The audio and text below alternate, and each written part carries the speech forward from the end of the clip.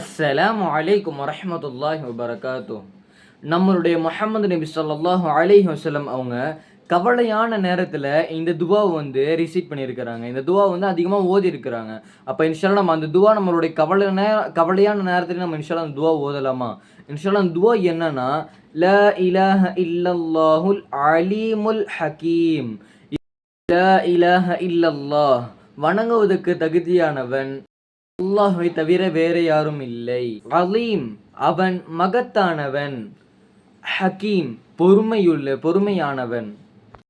Rubbish ஸமாவாதி வல் அர்லி ரப்புல் அர்ஷில் அலீம், வானங்களின் இறைவனாகிய பூமியின் இறைவனாகிய பிரம்மாண்டமான அர்ஷின் இறைவனாகிய அல்லாஹுவை தவிர எந்த கடவுளும் இல்லை.